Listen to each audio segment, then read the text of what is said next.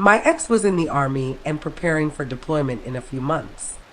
We had already been broken up for a while, but as his deployment neared, we started talking again.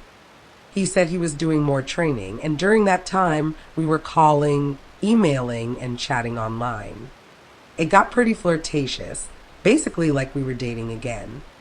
This went on for months. When his deployment day finally came, I stopped by the house he shared with his mom. I was on semi good terms with her and left a small gift and note on the porch for her. She wasn't home. I didn't notice a new car in the driveway, but since they had renters, I didn't think much of it. A couple days later, I got a letter from his mom. She was furious. She accused me of trying to cause problems for her son and his new wife. That's how I found out, through a nasty letter where she also called me a whore for sleeping with her son before marriage. The irony? She had a shotgun wedding herself. She was already pregnant with him when she got married. I had no idea he was even seeing someone, let alone engaged or married. So I decided if they didn't know what he'd been doing, they should. I printed out all of our messages, emails, texts, and phone records. I remember the car that was in his driveway and thought I'd drive by his house. This unfamiliar car was still in the driveway. This time I noticed it had just married, congrats, and written on the back window. Not only had they just gotten married, but turns out his new wife was living at his mom's place. Perfect. Now his mom would have to live in the chaos she helped create. I didn't have her full name, so I decided I'd mail them letters to his mom's house, exposing him as a cheater. The first letter was to his new wife. I laid it all out, everything he had been doing behind her back, and included all the receipts. The second letter was to his lovely mother.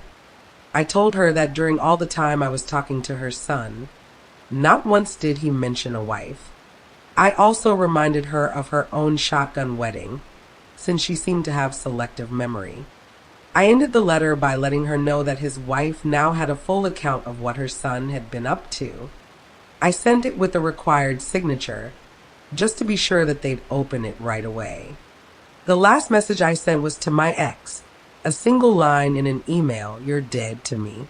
I wanted him to sweat what I knew and what I was going to do. Now, this was back before email security got stricter, and I still had access to his account because he had used my laptop before.